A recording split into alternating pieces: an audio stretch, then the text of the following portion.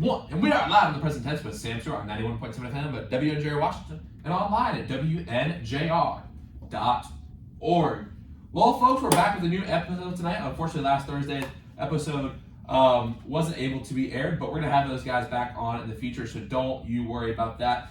But we've got a great show lined up for you tonight. I'm really excited to have this guest back in the studio. My guest on the show tonight returns to the studio after previously joining episode 76 of the present tense, season 5, way back in the fall of 2022. She finished her career for the Presidents with 29 starts in goal and 2 All-Pac awards. She definitely made a big impact on WJ soccer in her time here. Everyone, welcome back on the show tonight, senior Gabby, Lloyd. Gabby, how are you doing tonight? I'm good. How are you? I'm doing great. Excited to have you back on the present tense one last time.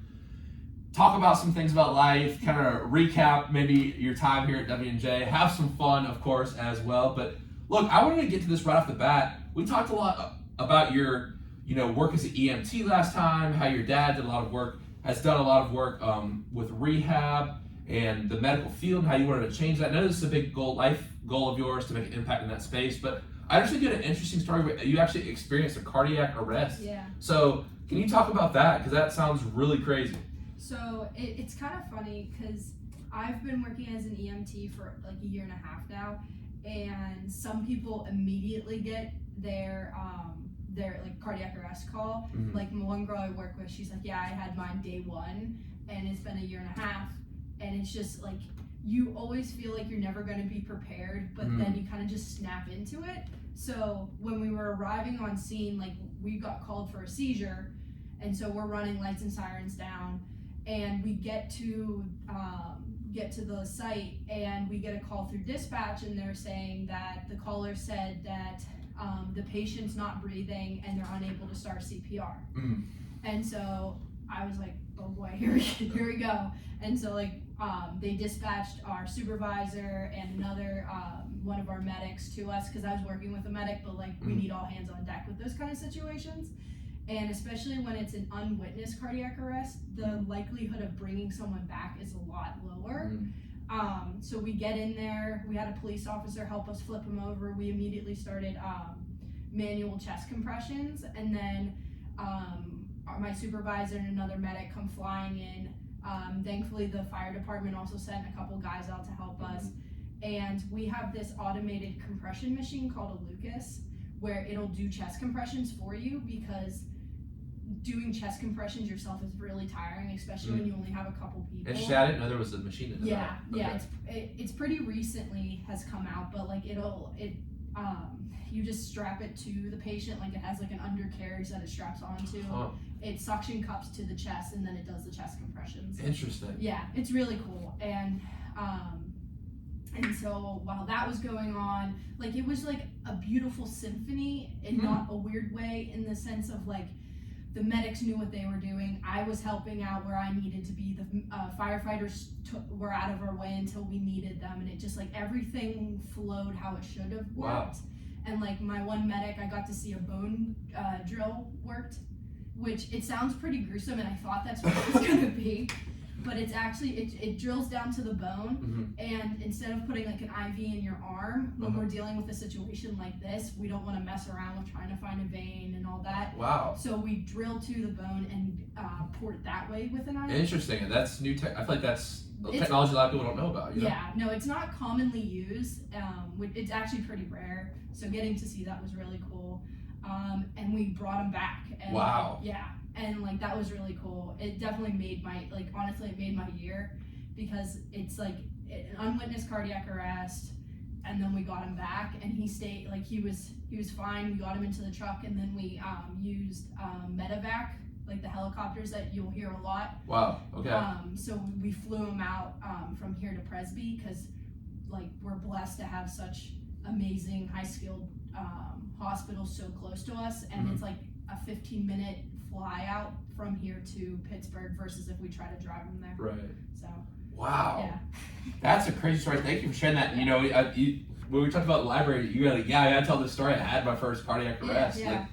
So you were talking about it being a beautiful symphony in that way, and it seemed like everyone was really prepared and doing their job. But how do you stay calm? Maybe calm is the right word, but how do you manage to still be able to perform what needs to be done in very high stakes, high pressure situations like this, where someone's life is literally on the line. Yeah, you feel like you're gonna freak out and you're not gonna be able to think, but because I definitely felt that way. But then as soon as the dispatcher told us what was going on, I kind of just immediately focused in and just listened to my medic, since she knew it was my first time with a cardiac arrest. So granted, I know the protocols I'm supposed to follow, but protocols versus real life, it can be different. So I just listened to my medic closely, and then we had our other medics, and I was just there helping get the IV set up, and I was bagging him, or I was controlling getting the CO2 out of him, which is his tidal volume, because you don't want to have a ton of CO2 build up in your system, because then your tissues aren't getting oxygen. Interesting. So okay. I was the guy at the front with the balloon, getting the CO2 out and replacing it with air. Wow, interesting. So that was really cool being a part of it in that way. Wow. So now one term you keep mentioning is medic and EMT. So what's the difference between those two? So a paramedic or a medic, they just have a lot more protocols that they're allowed to do. They're allowed to start an IV, they're allowed to intubate, where they put a tube down to allow someone to breathe if they can't. They're allowed to give certain drugs. My limit of giving medications, I think, is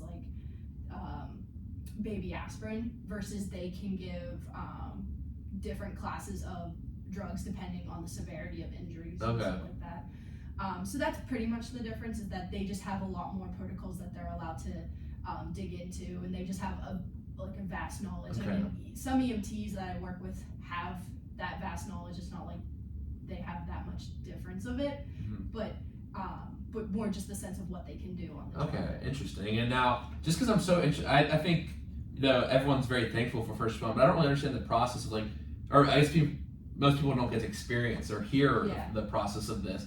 So what would the firefighters do in that situation when they came? What was their role and responsibility?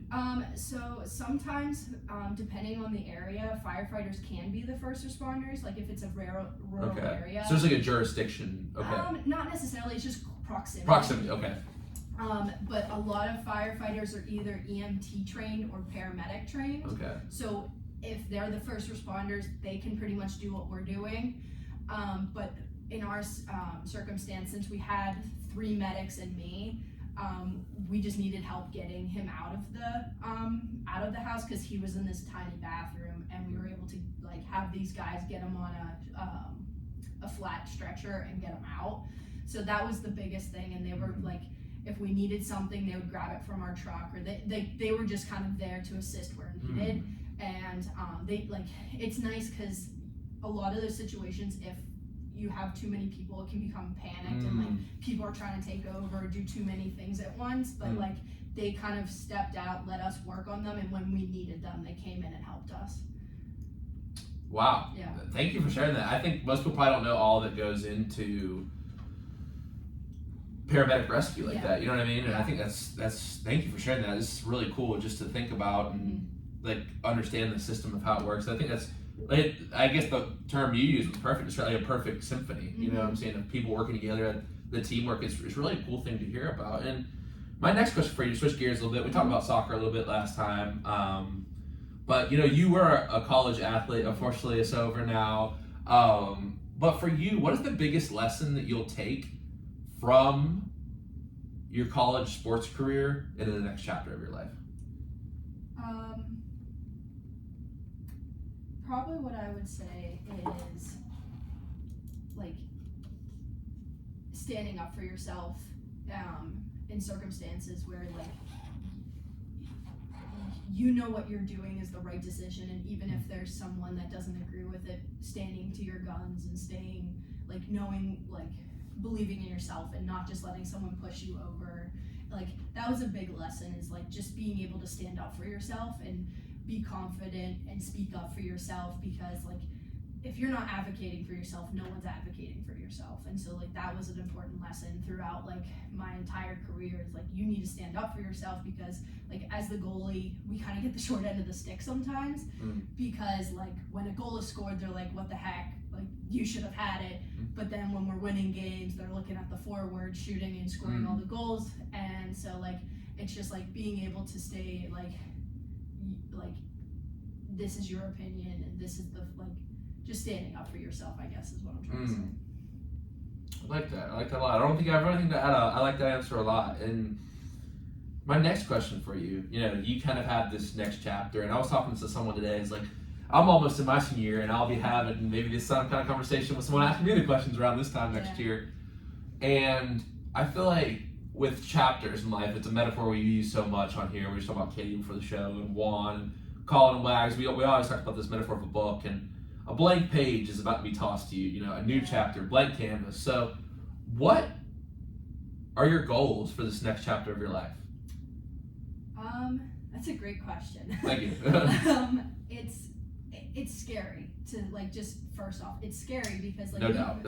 even if you have like a plan that you want to go along with, it's like the specifics are what are scary. But definitely, what's no matter what that's in my line of vision is I want to go to medical school, right. And I don't care what it takes to get me there. I'm going to medical school. But I have a lot of different opportunities available to me before I want to go into medical school, and I'm planning on continuing research with UPMC's cardiothoracic unit, and I did stuff with them over the summer, and I'm hoping to continue with them doing research. I'm also looking at getting a public health management and policies master's before I go in, because I think that it'll just further back up my economics, because like I want to be a doctor, but I also want to be an advocate for my patients and for patients in the United States having to use our medical system. Wow, and I do want to ask a follow-up though about UPMC. What type of research goes on that, and what was the term you used again? Cardiothoracic. Okay, can you explain that what it means, maybe that for people at home and me? So pretty much what they're doing, they focus on like the respiratory and like upper abdomen area.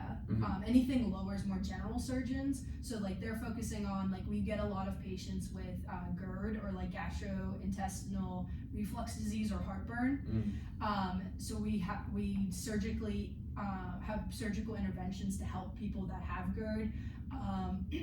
We also have in their group they have a doctor that's specifically for lung cancer. So like that's their main focus, and so what they kind of are just looking for different phenomenons, or like one thing that we were looking at is that there's a certain layout of a stomach after a certain weight loss surgery that was popular years ago, and now a lot of patients are coming back with issues of having heartburn that's not going down with medications. So we're they're trying to see and compile patients that they've had that have had surgical interventions to try to change, like to feel better. What is the best outcomes? What outcomes are they seeing out of their patients? Wow. Yeah. That's all very interesting stuff. And one thing you talked about there was like the systems of medicine. You're actually working with one of my favorite professors here, Miss Glock, about some things within. We talked about kind of the system and the way that people with addictions are treated last time, but you're doing some interesting research on how cancer is treated and some of the costs and how it's very difficult to financially bear that cost of having cancer in the United States. So you talk about that research project a little bit, because I think it's very interesting. Yeah, so Carol Glock and the Glock Foundation specifically focus on breast cancer. And so what I'm looking at is the financial impacts that are caused by breast cancer. And so I sent out a survey that has a bunch of questions pertaining to their type of breast cancer that they have, like what kind of treatments they have gone through, demographic questions, and then like financial toxicity questions, as I call them, where I did like before diagnosis versus after diagnosis. And I wanted to take more of a qualitative instead of a quantitative approach, where I'm not like, what's their income, what's their credit score, like, and just look at those numbers. You said you want to take a qualitative approach? Yes. Okay. Because it doesn't matter how much money someone has when they're going through this. It's how they feel. Like, do they feel financially secure going through the process? Interesting. Like that's very interesting. That's interesting. I can see it both ways. I can see the project going either way. Yeah. Okay, interesting. Yeah, I read some papers that looked at it from more of an analytical approach. But I feel like less people would probably take the qualitative, because I feel like that gets left out. Yes. Yeah. And so like pretty much the before and after questions were like, before your diagnosis, how much of a concern was paying your bills at the end of the month or paying off debts, and like we had a scale of like never too often, and then pretty much the same questioning for after your diagnosis. And we haven't gotten to the part of statistical analysis yet, but just seeing visually the difference of people saying like rarely to sometimes and jumping to often to more often or like something like that. It's interesting to see like those jumps, because I think that is probably the most telling evidence that we have. But then we also at the end have a comment section that allows them, if there's any questions or concerns they have with the survey, and some of the patients with what they wrote was amazing. Like they took the time to write. Wow. And it's like these stories are so sad because they were diagnosed with something that could potentially shorten their life, and if they don't take these treatments or take these medications, they don't live. Right. And just hearing like this one woman specifically, that's her story sticks out in my head. She said like, well, me and my husband wanted to keep our house that we've had for 30 years, and so food and groceries went to the bottom of our list. And like she was saying how there were times where she had to go to food banks and she was bawling crying, as she said. And then she said like, I know this is a weird fact, but like Panera has tomato soup and it's my favorite soup, and sometimes I would just go there and ask for a sample just so I could get the taste of it. Wow. And it's like such simple things that people have to sacrifice to get something that they need to in order to survive. It's just it makes me like roll my eyes, and just a lot of work needs to be done on our medical system if we want to keep it going. Wow. Yeah. Well, thank you for sharing that story. Wow, that's very powerful stuff. Yeah. And that will come out, I assume, like the full report come out at the end of the semester, right? As the cap. Yeah. That's the capstone for which class? It's not my capstone. It's my honors project. So like I graduate with economics honors. Oh, okay. Yeah. Cool. So it's like an extension research. Okay. Yeah. Interesting. And the Glock Foundation, they do a great job with Yes. supporting people, driving them to treatments. Yes.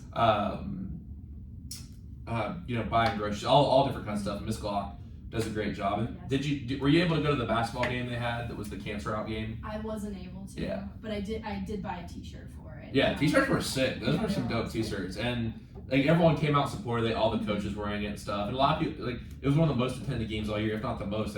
I should have asked her about that today, but yeah, it was a really cool thing. They're doing great work. Make sure you go check out the Glock Foundation. Just give it a Google search. Go check it out. Yeah. They do some awesome stuff. Now, my next question for you, Gabby, is this, and I said we're gonna have some questions that are gonna make you reflect a little bit tonight, so we'll go ahead and do that.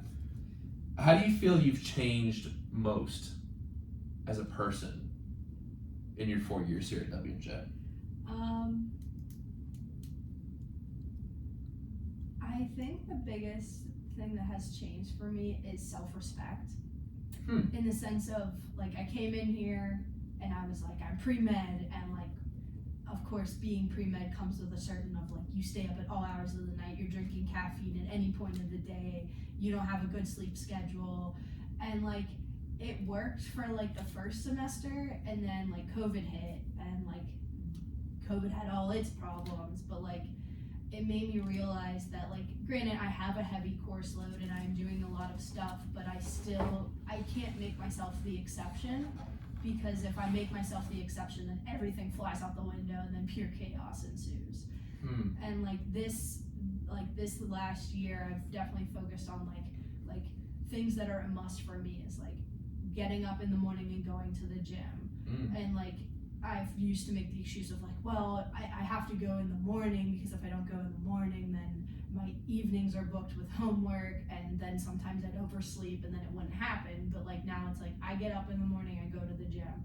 Another thing is like, I do my own face care, and like, it seems like such a simple thing, but I feel so much better when I do those little things for myself, because it just like I'm getting more sleep, I'm feeling better physically and mentally, and like, so I think that's the biggest thing, is that like, this has shown me that like, I can still take care of myself and get everything else done that I need to, and I don't need to be drinking caffeine at 3 a.m. and being up at all hours. Yeah, wow, Wow, I think that is an important key. And Yeah. I on questions that when we have, I like to just listen. So I don't really feel like I have too much to say on that. I'm just really taking that in because I feel like oftentimes, like, one, many of us don't take time to reflect on our lives, like, and two, I think we definitely don't take the time to help ourselves, like, physically or mentally. You know what I mean? So I feel like doing those things are very important, and I think it depends on whether that's like just sitting in maybe like, oh man, it's just whatever you enjoy doing. I think you have to make time, and it's really as simple as that. Yeah. It's not like a complicated thing. You need to spend this much time doing this, or whatever. I think it's like do stuff you enjoy doing because, I think, no, I really like that point. I'm just thinking about that myself. I think it's very important. My next question for you, Gabby, one I'm really excited to ask you tonight is, what is one word you would use to describe yourself? I had it and then it slipped out of my head. Probably grit, I think, is a good word, because like I've definitely been told no for certain things because I don't fit a certain image for like certain things I want to do in the future, and I've just kind of said no. I know what I am capable of. This isn't just a dream that I have. This is something I want to do, like mainly pertaining to pre-med, because like I hate saying that I'm pre-med to people that I don't know, because they're immediately like, oh yeah, you're pre-med, how long's that one gonna last? Yeah, no, I feel like everyone and their cousin comes in at WJ with like, and then people take organic chemistry and all these other classes Never mind. and it's like, but I feel like also here's the thing, it's like I feel like it's like the pre-med or pre-law, it sounds so good, but then like, and not obviously you still want to be a doctor, but like certain people, like I feel like they feel bad, like I was gonna be a pre-med or I was gonna be a pre-law and I want to do something else, and like there's no shame in that. Yeah, exactly. And it's just like, even I'm a senior now, and like I've gotten through all the rigorous courses of pre-med, and like I'm ready to go for medical school, and like I've had like people, when I say like, oh, I'm a senior and I'm pre-med, they're like, oh yeah, okay, we'll see, and I'm like, I guess I have to get doctor in front of my name for people to believe me. And like I hate that there's such a stigma against pre-meds, in the sense of like, well, you're seen as weak if you don't make it through the pre-med courses. And it's like, no, like you have a goal in mind and you come from a certain background, but then like you get real life experience and you decide, yes, that's for me, or no, it's not, and that's perfectly interesting. fine. I never thought about that. Yeah. Very interesting. The only science class I'm taking chemistry or brewing next semester, present tense IPA coming soon. But no, I feel like that is definitely a stigma, because I feel like it's like, but it's funny with like if someone changes from like philosophy to communications or history or English, like change around, it's not the same. But if you change from neuroscience to like philosophy or neuroscience to history, it's like, oh, like you could, you know what I mean? Yeah, it's like I don't know if that's the point you're trying to make. Oh yeah, no, exactly. It's like, oh, you didn't cut it, and I definitely have caught myself being like that. I'm like, I don't know what they're going through, and like that's okay. I'm glad they figured it out now, instead of spending hundreds of thousands of dollars in medical school and being like, yeah, this isn't for me. Yeah. No, that's a good one. I never thought about that. And maybe if you're not on college campus, you can't really quite understand what we're talking about right now, but I feel like it's more about, and I think it goes with the theme of choosing and doing what you want to do, what makes you happy. And like the thing with a degree is like I've talked to so many friends who've got business jobs. Yeah. They're like, yeah, I don't really need a finance degree, or I don't need an accounting degree for this job. And it's like, I mean, the field of communications, like it's cool, I've got to do this, but I feel like some of the jobs I'm looking at, I don't really, like, you don't need a degree to start a podcast and out there. You don't need a degree to take a DLSR and do documentaries. Like, now, philosophy, I think you kind of do need a degree to be like have a philosophy job. But once again, I don't feel like you need to have a philosophy degree to be a philosopher. I think I was just had this conversation with Dr. Both the other day. He's actually coming on Thursday. First ever professor's coming to the show. This would be cool. But it's like the old man sitting on the porch. It's like he's a philosopher in his own way. Like anyone's a philosopher if you have a life philosophy. So I mean, obviously they're professionals, but like I think even the idea of college itself, you can't discount people just because they don't have this degree or they do have this degree, and it's. The whole idea of knowledge, I think, is very. I'm in an epistemology class, which is basically like the theories of knowledge, and like just what we consider as knowledge, and who we consider as experts nowadays is like very ambiguous, to say the least. So I think it's do what makes you happy, do what allows you to learn. And one thing Katie talked about when she came on last year, around the same time period actually, was like the fact that she was like a little scared to leave college, and she stopped her college career after this, and she was like, well, I've always just wanted to learn, and for a long time I thought you had to go to school to learn. And I think that's not even the case either. So it's like whatever class you're in, whatever program you're in after college, maybe you're not in a program, like you can still have the opportunity to learn. Because for me, like part of me, and I don't really want to go to graduate school, part of me does want to go to graduate school, just so I'm in school and I have something, like I'm told to learn this, I'm told like, because that's, I mean, but then part of me is like, but I want to choose the stuff I want to learn. You know what I mean? So I think that's a part of growing up. Yeah. You know, that's a part of like, at least how I've changed over 3 years. I don't know if, it feels like you're kind of like saying the same thing. It's you choose what you want to learn, and if someone like, you choose what you choose, you want to learn stuff, and if it interests you, just go for it. Yeah, and like a great example is like I'm taking a marimba class this this semester. Cool. And it's like, granted, it's an extra class on my plate, and like I wanted to take it easy, but like it's so much fun, and it's like a whole new world that you're exploring. No, and for sure, I took intro to guitar, and I've been playing guitar for about 3 months now. I feel like I'm getting all right. Roscoe helped me out a lot. He's pretty good. We have a couple different people on campus who've helped me out, but like just learning the music theory and stuff, like building chords and scales, and it's like there's this whole like, because this stuff is like crazy. Like who thought of that? You know what I mean? Who you put your fingers here on the guitar, like, or if you hit this on the marimba, that's a chord. Like who thought of that? You know what I mean? It's pretty cool, and it's just a completely different side of things too. So I think it's always important to keep expanding. And that's like as much as like the college pushes as much as like a liberal arts education, like. I'm not gonna lie, I feel like I'll probably never use French. I'm not very good at it, to be honest. Like I'm kind of struggling right now. But I think not every requirement, but I think when you're thrown in different things your freshman year, art history, like I got really into art museums, like so just if you're a young person listening to this, like maybe a young person on the soccer team or whatever, and you're just picking some classes, because I know like sophomores pick student, I think just don't look at the requirements as something you have to do. Like maybe you'll like it, maybe you'll love it, like because I feel like sometimes we get so like, especially in our society today, I'll say this, we get so focused on specification. Like it's like you have to do this and you're gonna take all the classes like this. Like if you're a doctor and you take communications class, you have to be able to communicate with patients. You have to be likable. You know, no one wants to be a doctor who people don't like.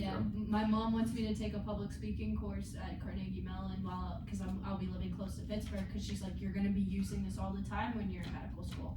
And it's like the little things that you don't think of because it's not for sure, but it's so important, and it's like tools that you can take along with and also one thing I think about is it's kind of like, I think it's my job, like it's my passion to kind of do this. And I think with this I like to be able to have like movies to throw out, or but also like if you're reading, if you're watching movies, if you're like looking at art, like if you're looking at culture, you follow current events, news, history, politics, that's all things you can have a conversation with, and that's how you get closer to people. It means by like sharing those thoughts, like what's your thoughts on this?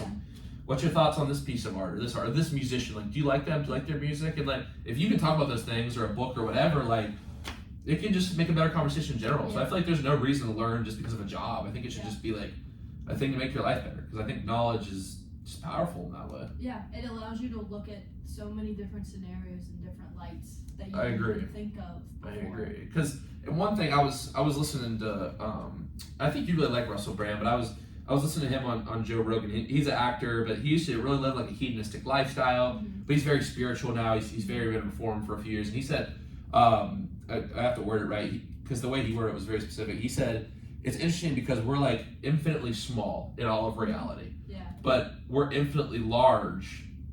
Reality is infinitely large in ourselves. So like we see like our whole existence, our whole reality is huge. We'll never be able to understand ourselves, but yet we're such a small part because we see everything through our eyes. We can't understand all of it, but we're like the biggest part of our world. You know what I mean? So I think it's interesting. I think it's being able to take it, say, and I have a little bit of question about this that kind of sort of think a little bit later in the show, but like being able to take it, look at a different perspective, like that's so powerful. I feel like because I feel like one of the things in philosophy now is like the postmodern approach is like viewing the world through a story, and I think we actually do view the world through stories. And I've been telling you about my documentary, that's what it's on, but like I think sometimes we feel like our story is like, some people say like we have implicit bias in our story, or we have factors that are controlling us. But in my opinion, and I'm sure there's philosophers just like, we have the power to control our story. And I think no matter what kind of thoughts you think or implicit things you have, we have the power to control what we want to do, our actions at the end of the day.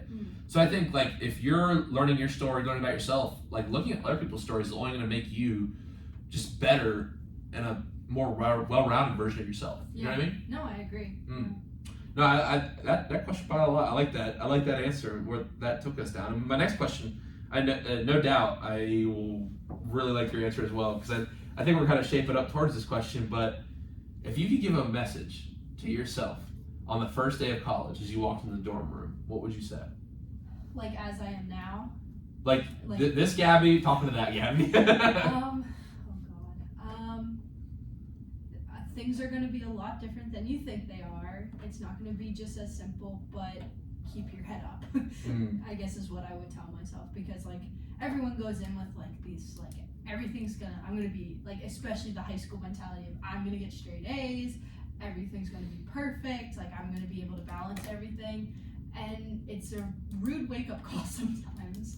And like, especially when I'm tutoring, like the first couple of weeks I get kids that come in and like they're asking. Wait, you tutor as well? You didn't even say that. Oh yeah. How do you have time for what subject do you tutor? Bio. I do, but yeah.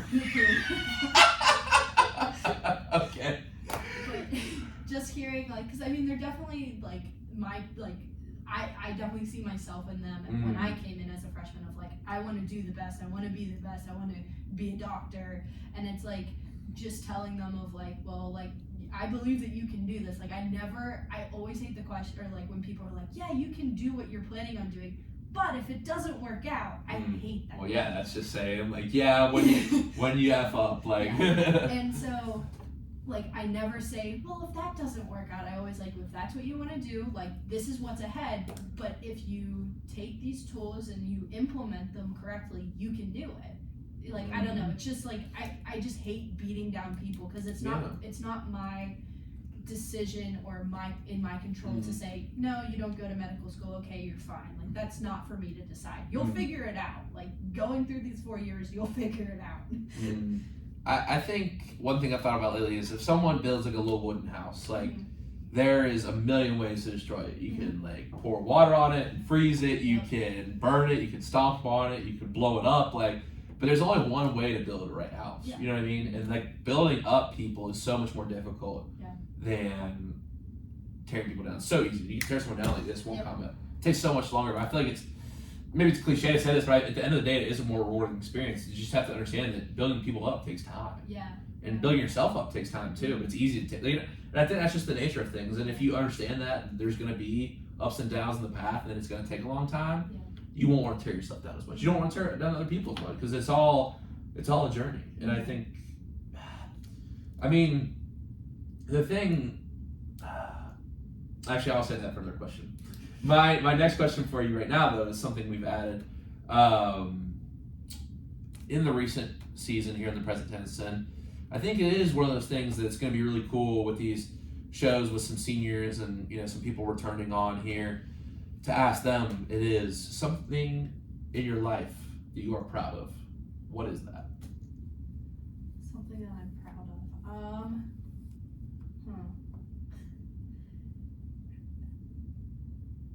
I think looking at everything that I've gone through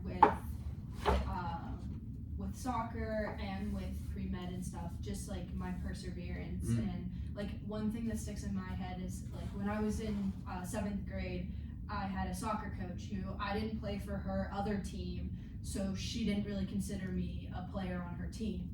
And every day I went to practice, I worked hard. Every game I said, can I please go in? She said no, and like even threatened to kick me off the team if I asked her again. And I made it through the entire season, and I didn't give up. And it's like that kind of mentality is like I didn't want her to take something away from me that was so special, and something I knew I deserved to be on that field. I'm working just as hard, I'm just as good as the other players. And so just sticking to your guns of like I can do this, and I know my self-worth, and it's not just a fleeting dream that I have. I like that a lot, and that perseverance. One thing, someone dropped a line on me today that was excellent, and I was talking about these full circle moments, and I recently had kind of one that was a full circle moment in my life, and I'm like, that was really cool, and the guy told me, he said, well, I think full circle moments are all waiting for us. It's just most people quit before they get to them. That is good. I like that. No, I liked it too. I was like, wow, and I feel like no matter how long it takes, I think the full circle moment is waiting out there for everyone. Yeah, I agree. Because you'll make it happen if you simply by sticking long enough with it. Maybe sometimes you don't know how it happened, so you don't know how you stuck with it. But I think if you don't quit, that full circle moment will come, and then it'll be satisfying. But you just don't know when. Yeah. So I don't know. It was a new way of looking at it, and I really like that. It I wanted to bring it up tonight, and it really went with that answer you had, which I really like. And my next question for you, and I'm interested. This is the first someone asked this to our coach today. Like, what is your biggest regret? And I was like, all right, I guess I'm gonna steal that one for the show. But my question for you tonight, and you can say you don't have any, but I'll probably answer it myself. Honestly, is do you have any regrets? Do you have a biggest regret in your time here? I mean, I asked some seniors last year at the same time period, and they said, some people said a specific thing, some people said they didn't have regrets, but what's your take? I mean, I definitely have regrets. It's just if I can think of it. I can answer first if you want. Yeah, if you don't. No worries. I was thinking about my answer first. See, I get to know the questions before the show, so I'm cheating a little bit. But I would say for me, I don't regret anything in the journey because I think everything has happened for a reason. But what I regret is trying to will outcomes into existence, trying to focus on the outcome instead of the input. Mm-hmm. And I think that sometimes, like, what God has had in my life, like, I tried to predict it was going to go one way, and He said, nope, it's going another way. And, that's just my personal belief system. And I feel like, for me, what I wish I would have done is not worry so much. Yeah. Because no matter how hard I tried on the mound, like, if I was like, sometimes I'll be like, man, I just need to try harder out there. I need to try harder. Maybe this thing with this, trying to get this set up and do this, is I need to try harder. Mm-hmm. Sometimes just keep that same effort level, keep doing your thing, it'll come around when it needs to come around. Yeah. You know what I mean? It's like sometimes, you give your 100% effort, you can't get, it is literally impossible to give more than 100% of your effort. Mm-hmm. It's not humanly possible to give 110% effort. Mm-hmm. So keep giving 100%, and things will come around when they're supposed to come around. If it doesn't come around, you'll pick up a new path. Yeah. And I think that's just what happens so many times. And sometimes people came into my life and I'm like, man, like, what is going on with this situation? And like, that person or those people, I was supposed to meet them at the right time, or I was supposed to, make this journey to this place in my life at this time. So I think for me, just don't worry about it, because if you keep giving 100%, that's really all you can do. And it's cliche because, like, everyone says give 100%, but keep doing it. Don't try to do more. Don't try to do less. Just stay the course and do what you feel like is right in the moment. Do what you trust your morals to be, and that's all you can do. No, I 100% agree with that. That's probably what I would say to piggyback off what you. No, that's fine. Yeah. Like you said, it's you do what you can in the time, so then you can look back and be like, well, I put everything into it, because then you can't be like, well, I wish I would have studied more. I wish I would have put more time in there. And so, like, that's something my mom has always told me and has really, like, stuck with me, is like, if you put 100, like you're saying, if you put 100% into what you're doing, you can't look back and be like, well, I wish I would have studied more. I wish I would have done this stuff. Yeah. And so that's really helped me kind of, like, I definitely worry about more than I should, but it definitely really helps me level it off of, like, I can do something now so I don't regret something later. Mm-hmm. Yeah, because and I feel like I've had those moments where I was like, I could have prepared better, but also at the same time, if I prepare the best I can, maybe I prepared differently, but if I do the best I can at that time, like, I feel like the younger me, and I still struggle with this, don't get me wrong, but like, it's like, if I like really focus next time, like, I really like say I'm gonna throw strikes and like will the strike, like, I'm gonna try my best. Yeah. I'm gonna try, like, I can't will, like, I really can't steer the ball in there. I can't control if someone hits it. I can't control if it goes to a field or not. I can't will those things to happen. So like, if I do my best, I just keep doing that, because eventually you make little adjustments at a time. And I think that's probably what I would, say my biggest regret is, but it's also, like, I feel like a learning experience, and like, it is one of those things in the journey, like, maybe that was part of my journey, just learning that lesson. And Marco and Jacek talked about that a lot when they came on, and the rest of the guys, well, just being in the moment, I think that's always an important thing. And there's moments where I maybe haven't done that, especially at the start with COVID and everything, like, but as you get older, I think you realize to appreciate the moments more, and that's part of growing up too. So now my next question for you is if you could give a message to everyone in the world right now, you had every single ear listening to you. Let's say everyone was listening to this podcast right now. What would you tell them?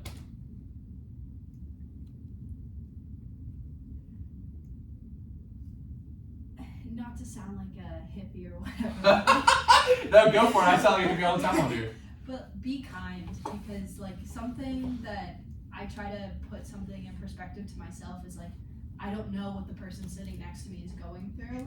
And like, granted, you shouldn't just let people walk all over you, but like, try to give them a cushion of understanding. Because like, just immediately jumping to, oh, well, they hate me, or oh, they're a piece of crap of a person. It's like, no, they might have something going on in the background. Like, they might need you to help them out. And it's like I definitely have learned that lesson, because I feel like a lot of people just jump and be like, oh, you're a real jerk for whatever you're doing. And it's like it's important to kind of take a step back away from that immediate knee jerk of, oh, they're being a jerk, and be like, are they okay? What's going on? Like, look at the circumstances.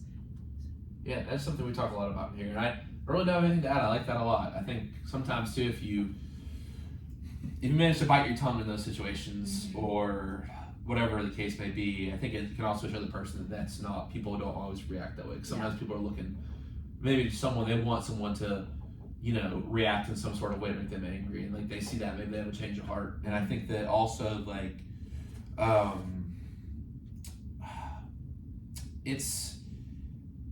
think, it's you have to forgive people. You can't stay angry. Yeah. I don't think it's ever right to forget. You have to remember how people treat you, because you have to inform your decisions. Yeah, I know. But I think just not holding that anger in your own heart is like very important too. So be kind, and maybe someone's done something wrong to you, but still try to be and it's easier said than done. You know what I mean? It does sound kind of hippie-ish, but like I say the same thing around time, so I really like that answer. Now, my last sort of very serious, reflective question tonight, and I know you probably knew this one was coming because I asked it on the last show, and that was the first show I asked this question. It's been really fun hearing this from people.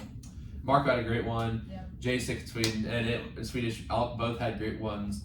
I'm sorry, not Jacek. Bryce was on that show, and the question is: if there was a book about your life, what would it be called? I thought about this one. So I knew I was going to have to recycle this one tonight. I think I would say Controlled Chaos, because that's how I would like to envision my life to be. Is like, there's always going to be something going wrong, or something chaotic that's not going exactly to how you want it to be, and you kind of just have to react and keep going, and don't let it interfere with your main goals, and like, just readjust and be flexible.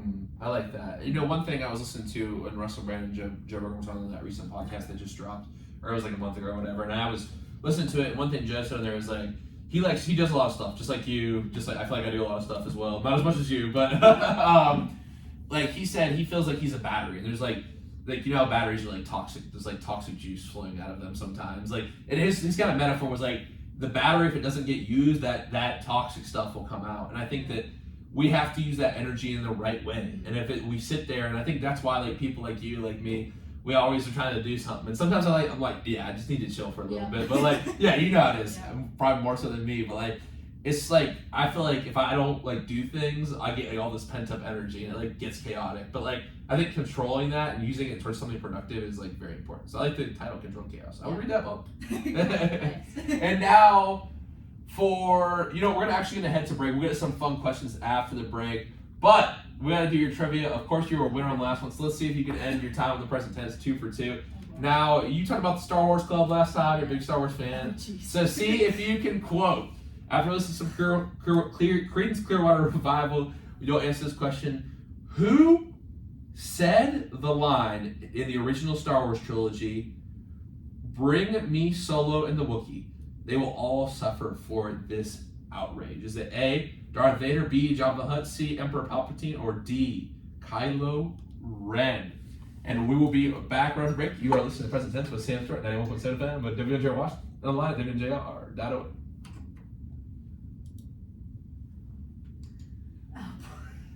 You put me on the spot with that one.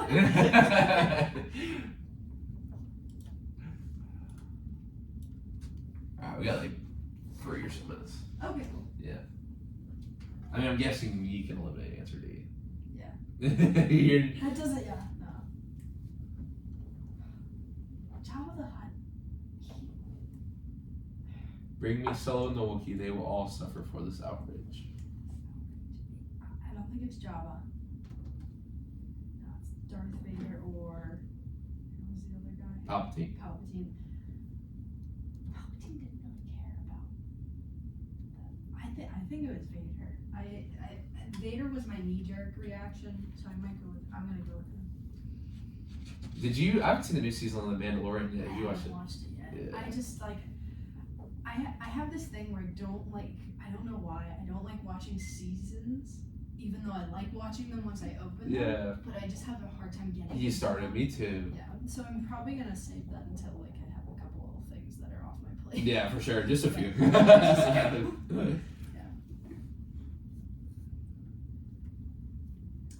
Man, that's a very interesting work you're doing over there at UPMC. Yeah. It's pretty. We have a similar kind of deal with the UNC health system and like Okay. Duke and stuff. So like, Cool. yeah, I grew up around the research medical triangle, so like a lot of people doing research and stuff. It's cool. Did you ever talk to Alex Keith about stuff? He published something in Medical Journal about spinal rehab or something like that. Oh, okay. It's funny because he explained it on here, and Drew, like we were talking, I was like, so he's like, yeah, I published that in the Medical Journal about a year ago. He's like, and Drew goes, yeah, no, I'll go. I'll tell my story now. Yeah. No, that's really cool. I feel like there is that stigma. No one's ever brought that up before. It's very interesting. Yeah. Very No, I definitely have fallen into it. I'm like, oh, look at you. What happened? And I'm like, Gabby. I never noticed that. That is a very, very good point. Yeah. WJ's pre-health can bring the ugly out of some of those treatments. Yeah, I mean, I think a lot of people come in with certain ideas of what they're gonna do. Like, so I remember I asked my advisor that, my friend, like, it seems like everyone's a doctor or a lawyer, and he's like, just give it a year. So it's like everyone's gonna. Yeah. And it's like that's fine if you want to do it, but I think a lot of people come in like you have to be a doctor, like you have to. But then like I mean I will say like not that it necessarily makes everyone around will run person they think it's going to, but like I think throwing people in classes that you might not take might lead you to a new interest. So think of it that way. Like every class you use is not gonna make you this like well-rounded necessarily, because like I feel like some classes like you're just not gonna be interested. Like personally, I'm just terrible at languages. Like you know what I mean, and like. It's I'm just not into science, so that's just me. But like also like I wouldn't have taken art history or music or whatever if I would have gone here. So yeah, I think it's all what you make of it. All right, 5 minutes we get there. You got your answer? Yeah.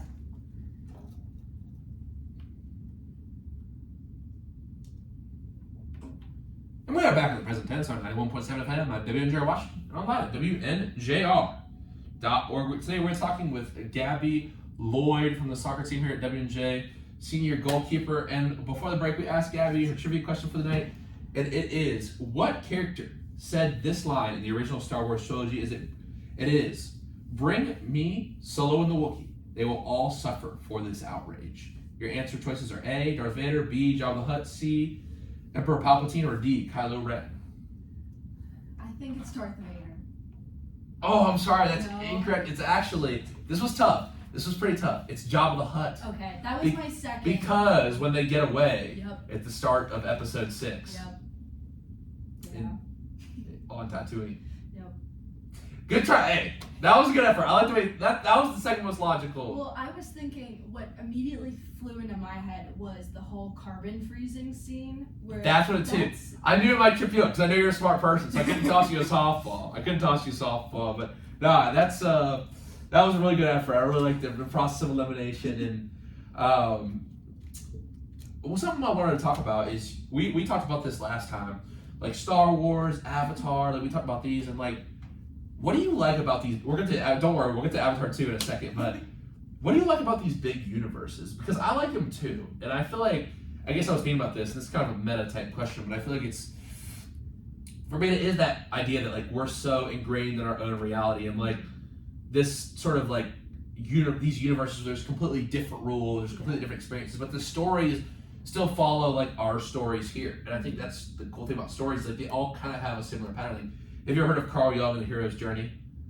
Yes. Yes. So like you look at things like Avatar, like that's the like you go into the unknown, you conquer yourself. Like in Avatar, that's definitely the case. In Star Wars, Luke goes into the unknown on Dagobah, and like it is like, you know, science fiction. It's not real, but it's very real life situations, but also seen in a completely different way. So I feel like that's why I like those films so much. You know what I mean? Well, it's interesting you bring that up because I took Dr. Malinak's Star Wars class over the J term. Oh, did you go to Disney? Yes. Oh, did Faith go with you? Faith Pesco? Yes. Yeah. Okay. Cool. You should tell us about that on there. Yeah, it was awesome. How was Galaxy's Edge? It was.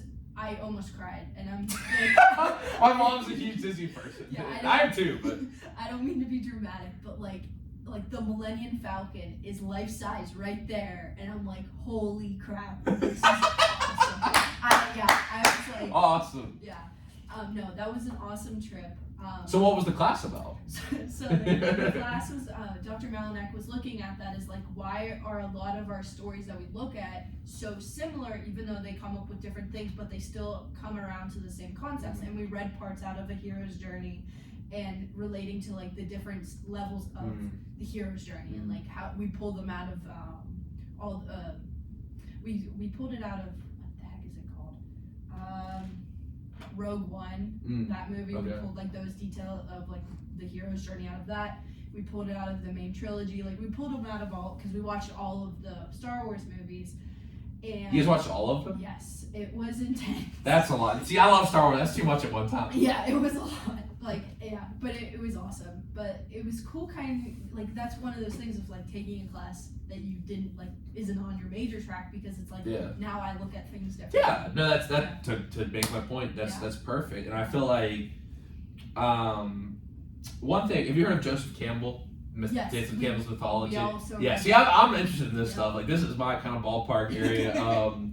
So I think one of the interesting stories from Joseph Campbell that he writes about is Sir Arthur and the Knights of the Round Table, and it's basically like they go to look for the treasure in the woods, the goblet, and obviously there's all the things with fighting dragons in mythology and finding gold and you slaying your own dragons, your own demons. But particular story of Sir Arthur and the Knights of the Round Table is Sir Arthur goes into the woods, and they're all standing in this field, and the woods are around them, and he says, "Go search where you see the woods to be darkest for the treasure." And that is sort of a metaphor for life. No, it is a metaphor for life in saying that you have to look inside the darkest parts of yourself to find what you need. And I think that's very powerful. And like, I'm doing this documentary storytelling, I've alluded to it a couple times, and I think that and it's like almost like what makes a good story that's like subjective. But I think to some degree, stories have to be relatable. And I think even though these like film franchises are set in very fictional worlds, like the situations are real. Yeah, and like another thing we focused on was like, why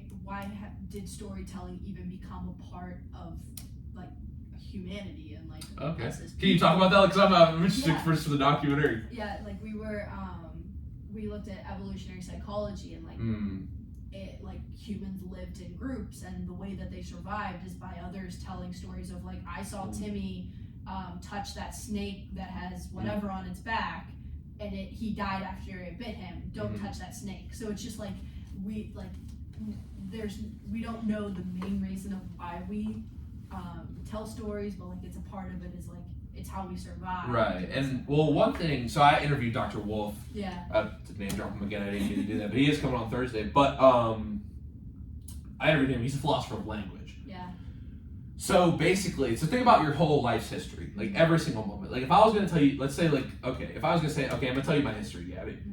I wouldn't start from the time I was born, every single step I took, every single meal I ate, every single thing I wore. Like that's my entire history. Yeah. Like some random day in 2005, what I was wearing, or so, you know what I mean? 'Cause that would be the whole history. Yeah. So stories are able to capture those salient, they're tangible points. Like stories are tangible. We can feel them. We can touch them. We can, create with them. And I think that those help us capture between the past and the present. Because like if you tell someone your whole story, like that's a lot. It's too much. Like, but stories help us like capture details about people. Yeah. You know what I mean? So I think that's part of it as well. And this has been our topic of interest, so I'm really glad this came up tonight. But on that note, let's get to Avatar 2. We talked about this.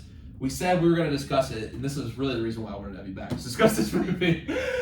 So what were your thoughts? You go first on Avatar 2. I liked it. I really did like it. It's because I think what makes me respect movies more than just the story is like the behind the scenes stuff. And so I watched like how they created when the avatars are underwater, and like they had to hold their breath for so it was crazy. Yeah, and like they used ping pong balls instead of like, because I forget who the director James Cameron. James Cameron did something similar with another movie, and he used some type of pea that's black or something, but he like layered the top of the pool with that, but no light could get in, so they had to come up with something else to keep light in for the scenes, and so they use these ping pong balls, and it's like just like so interesting. Oh, I didn't see that. I saw something about Holding Breath, but I did not see that. It's very interesting. Yeah. Because I believe I'm blanking on the actress's name right now. What's her name? She. I'm so bad. Okay, I'll look it up real quick. But I think that one of the things about that movie, the critique it got was like it's boring. Like, but here's my thing. I think that like it was kind of refreshing to have a movie that was just based on like it was really like art cinema, but it wasn't real. Like there's this movie called Breath. It's about surfing. It's like it's this two Australian boys, like they run in this old like former pro surfer, and basically what happens is like he teaches them how to surf. But it's like so much about like the way like the water looks and the way like just the landscape of Australia is. You know what I mean? And like that was what reminded me of Avatar 2, just because like there's scenes where it's just like look how beautiful these graphics are, and like something for that, like to me it felt like my dad said it was pretty long. I mean like. To me, like when they were swimming around the fish and with the whales and stuff, like it was like, to me, the whole thing felt like 5 minutes. Like it did not feel long to me. I don't know. Did it feel over length to you? I fidget a lot when I'm watching movies, whether it's good or not. Okay. So I just have a hard time sitting. So it definitely was a longer movie. Mm-hmm. But like you said, it's kind of like you get immersed into that world. And I think that's like, especially like with the first one, like to me, the first one was like so emotional and stuff, just about family. Like, because I think it's like Jake is like, he finally finds his like love with the Teary. Yeah. Spoiler, when like one of his, if you haven't seen it at this point, I'm sorry, so close your ears. I'll give you a second. Okay. When his son dies in that, I'm like, man, that is like, that hit me. Like it was. Yeah. So I guess number 3, they're thinking about going to the, like there's like a fire tribe or something like that. Okay. So yeah, I don't know, but I'll have to ask you this. How do you think it's going to end? Like, how do you think that it ends, like 6 or 7? I think he said if it does, these ones keep doing, it'll go to 7. But like, I don't know how. But when it ends, like, I feel like I don't know. I think something's gonna happen with Spider. I think like because obviously he saved the Colonel at the end. Yeah. So I think the Colonel. Here's my prediction. You can have yours. I think the Colonel turns out to be a good guy. I think I think he does the right thing at the end of the day. Well, it's the Colonel's avatar because the Colonel's dead. But yeah. Mm-hmm. I don't know. I kind of think like what you're saying is like bringing in the fire tribe. There's probably other tribes out there, and like I kind of just see in the end goal of just like they all come together. And I think it's just like pure destruction. But what? Oh yeah, because what happens? Because humanity's obviously there's no like the humanity's like the Earth is like dying in the film universe. Yeah, and like I just think it's like because like granted, a lot of the avatars are avatars, but like. There's still people in that avatar world, and they bring the likeliness or the like same habits that they destroyed Earth with. Now they're gonna bring it to that world, and then like just with wars, if there's other tribes, there's probably more. Like I don't know. That's kind of at least from my. So that's a dark ending, though.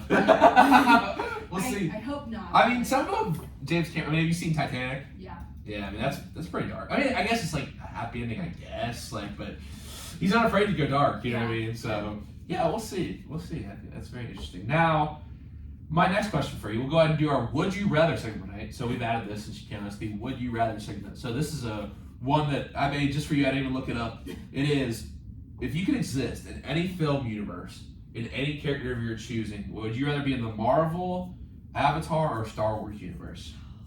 Because here's the thing. Okay, let me just explain the question for a second. Because if you're just a random, say if you're just a random person in the universe, I'm definitely being an Avatar. Yeah. Because like Star Wars, like some of those people's lives are terrible. Yeah. Like they're like slaves, like stormtroopers. Like some of those people's lives. Or the Empire comes in, or the First Order. And it just like destroys their whole world. Destroy you, and it's like, oh great. Like the people on Alderaan, like they're gone. Yeah, they're just gone. Gone, exactly. So I don't know if I'm gonna be a regular person. And also in Marvel, like if you're just a normal person in that universe, you just got someone like destroy your building. Yeah, it's like some big, and you just might just big guy just destroys your house. Exactly, you snap and you're destroyed sand. Yeah. But if you're a hero, yeah. I don't know. I feel like it'd be pretty cool to use the Force. But then again, like Avatar is like just such a cool planet. Like, yeah. I I would have to go Star Wars. You're gonna be a Jedi. Yeah, I want to. Well, Or you're gonna be like a smuggler or like a bounty hunter. A smuggler would be fun. I can see you doing that. Like you could be like a fun. Han Solo type. Yeah, for sure.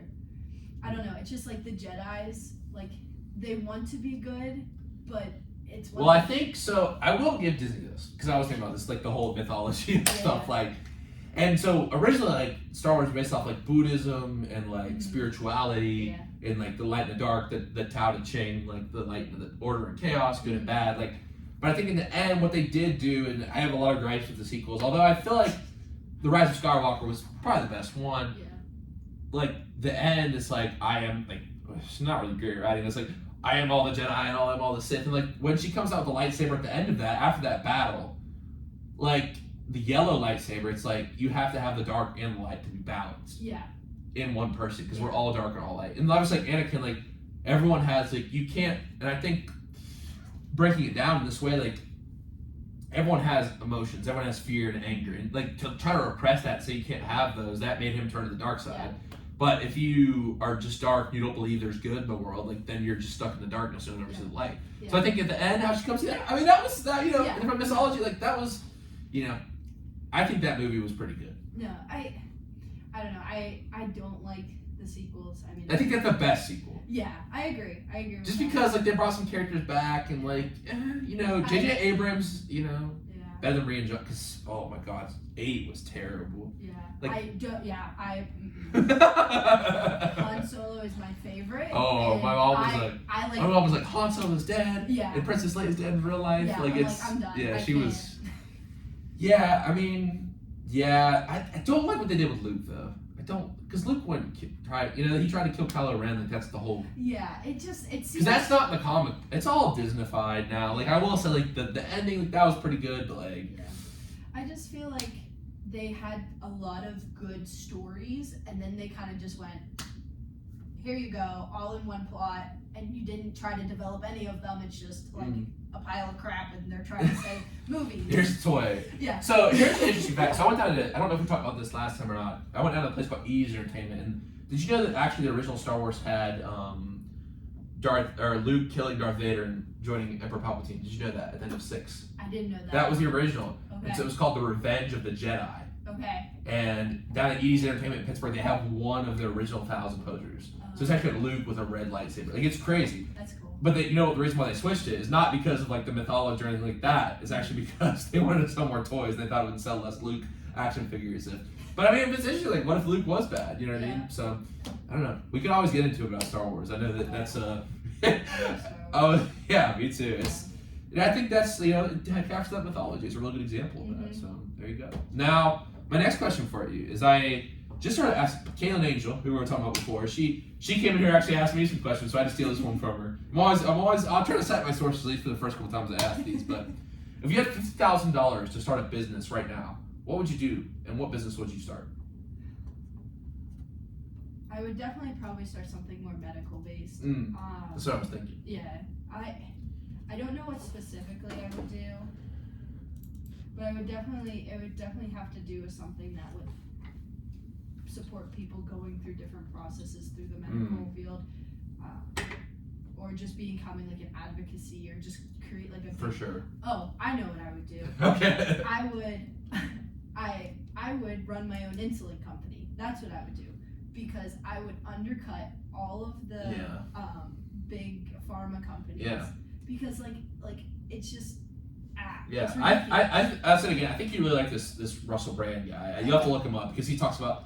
Because Big Pharma, even with the vaccine and I think there's just so many things with like Big Pharma that like I think you'd appreciate it. And like you said before, no matter what side of the aisle you're on, like I'm a little more conservative and like I just think Big Pharma just control and how they can like make decisions about our bodies just for money. You know what I mean? It's like, and South Park had this interesting. I don't know if you watch South Park, but like they had this interesting episode about like toilet paper. And it was like obviously a joke, and like Randy buys like a water toilet, and like, but it's like a joke, obviously, and it's all this crazy stuff happens because it's South Park. But it's like the toilet paper industry, like they lobby and do all this stuff, and it's like there's some truth to that. It's like obviously it's South Park, and you should watch it because it is funny.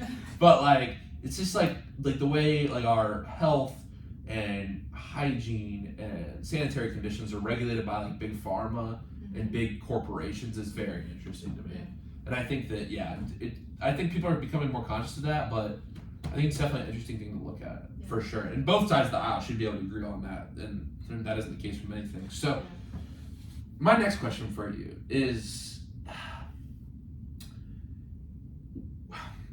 what is the advice you give to someone going through adversity? Because you've seen a lot of people going through adversity. Your dad obviously runs a rehab clinic, but like you've seen a lot of people going through adversity. You know, you've dealt with adversity in your own life.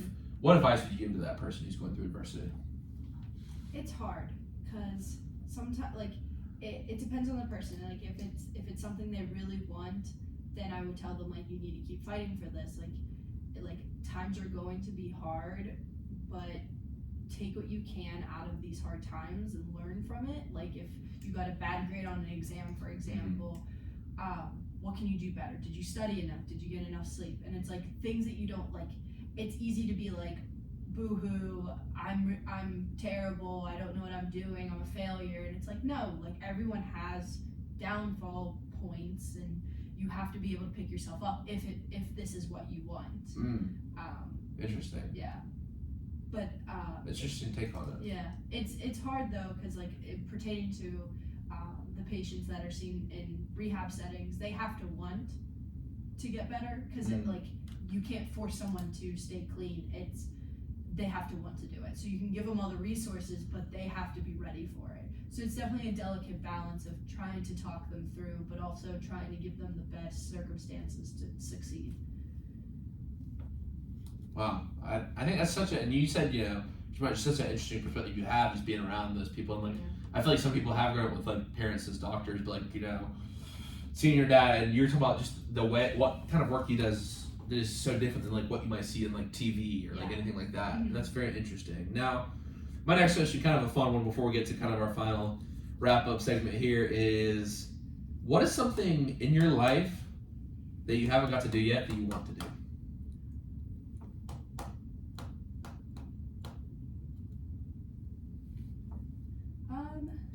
You're pretty busy, so like anything that if you have the time, maybe when you have a little more time, you want to do this thing right here. I want to travel more.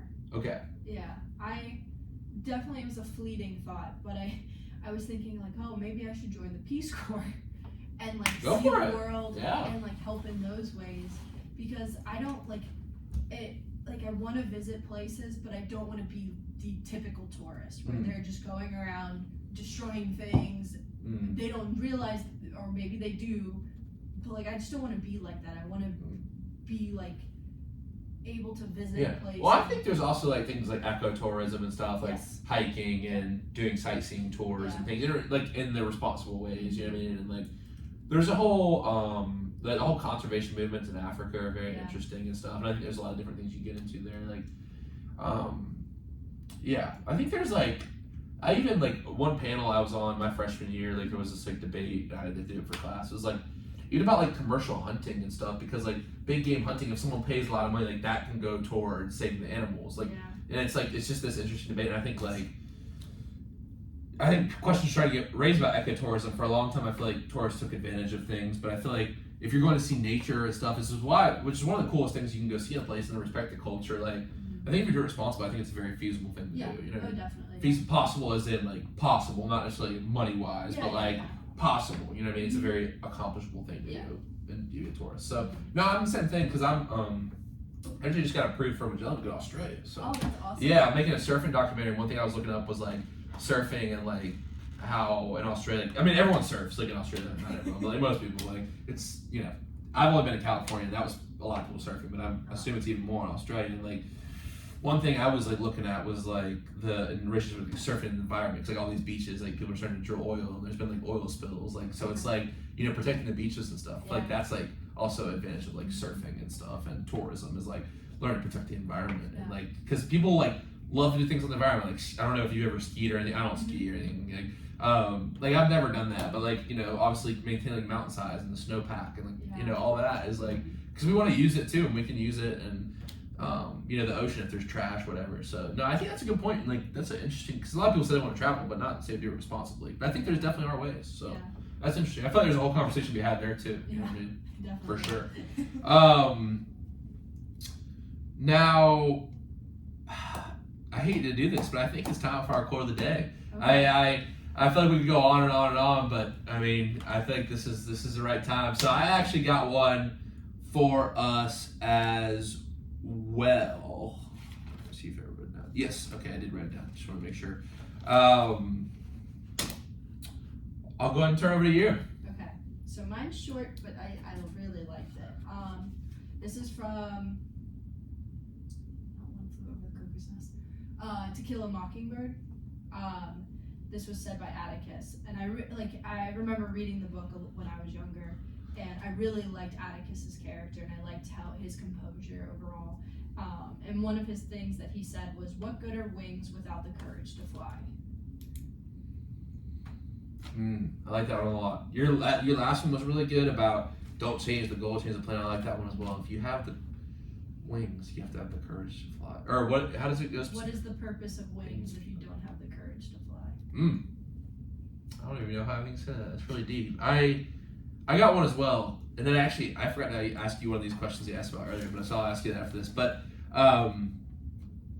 mine is from Russell Brand, just because I think he's just such a cool guy, and it does go with kind of your quote as well. Greatness looks like madness until it finds its context. Yeah. No, it's so true. It's so true. Because sometimes to be great, to accomplish great things, you gotta be a little crazy. Yeah. You gotta be a little insane. So Yeah. you gotta be a little obsessive. And I think that, but once you find the context, it makes it all worth it. But one thing I wanted to ask you about, you're talking about books and stuff and storytelling. You said you were a big video game fan. This is just a personal thing. Because you're wearing a sweatshirt from a video game. You're like, so what type of games do you play? So I've watched video games since I was younger. Probably when GTA 5 came out was when I first started watching. Like watching or playing? I watched because my parents wouldn't let me get My parents didn't let me get GTA either. And honestly, probably the best thing they ever did, because I would have spent way too much time, because Logan recently got a Nintendo Switch, and like at the beginning of the semester I was like, that's all I could do. I was playing Assassin's Creed. Which one? The Revolutionary War. Oh, 3. I got that. I ordered it off eBay. It's so good. It's so good. It's a little wonky. It's Black Flag is better. You play Black Flag. I like Black Flag. Black Flag. Yes. And then besides that, I think the series is a little dicey to say the least. But I just like, so like my outlet then was just to watch them, and so like I watched, like I was one of the kids that watched PewDiePie, Jacksepticeye, and Markiplier at the initial, and now I've kind of moved on to like more comedy based ones. Like, not saying they weren't, but like his name's Smitty. And like he plays a bunch of like games with his friends. I feel like someone else has talked about this on here before. That's funny. And him and his friends just do dumb stuff. And like they like a big game that I really like right now is Red Dead. Oh my god, that's my favorite. Red Dead 2 is my favorite video game ever. And they like find glitches and they just like break the It's server. such a crazy It's game. so funny. It's such a good game. But yeah, it's such a big game. There's so much crazy. Have you played it? I've never played it myself. You should. Oh my god! Talk about a good story. You'd ask my mom. Like, I cried when Arthur died. Spoiler alert: Arthur dies. Yeah. But and the first one is really good too. I played the first one during quarantine. I mean, obviously graphics are a little wonky because it was like 2010. But man, the story's good. Yeah. But I've been playing a lot of the Far Cry games. Far Cry is my. Yeah, I watched Far Cry 5. I really liked it, and then I watched the one that was based in America. That's 5. Oh, that is 5. Okay. Then I watched 4, and then 4. I'm playing 3. 3 is so good. Okay. But my brother, shout out my brother. He got me on to Halo Infinite. It's also really good. Some of the Call of Duty's a good story. But that's all. You gotta play Red Dead too, because it's so good. Sure. The story and like the story is what makes a video game. Because I'm not I'm into the story stuff too, so that's cool. Well, especially because what's their name? The company that made GTA. Rockstar made that one. So I really loved GTA when it came out. I'm waiting for the next one to come out. I think it's coming out 2026. It's forever. Yeah. I don't know if they're gonna make it. I feel like the story kind of got wrapped up in Red Dead, so I don't know if they're gonna do one. But yeah, GTA's been out forever. Yeah. It's funny. My Professor Dr. Wolf. I'll tell the story. We'll kind of wrap up. But he told me one time his mom and his brother flew out to LA or somewhere like that. Or LA, yeah. And they didn't know where to go. Or it was San Francisco, because I think one of the games was San Francisco. But anyway, so they're in the airport, and he knew where to go. They was going to Google Maps. They were lost. And he knew where to go from playing GTA. That's amazing. I've heard stories like that. No, it's hilarious. But Gabby, thank you so much for coming on the show tonight. you reached. I didn't know who you were really, and you reached. I didn't know who you were at all, and you reached out in a DM, and you were like, "Can I come on the show?" I was like, "Yeah, let's do it." And I'm so glad you reached out because you've become a great friend. This has been an awesome show. You and Marco have always been so nice to me, and I look forward to your pinning ceremony. And yeah, just thank you so much for coming on and giving all these insights. We'll miss you a lot here in the present tense. So thank you very much.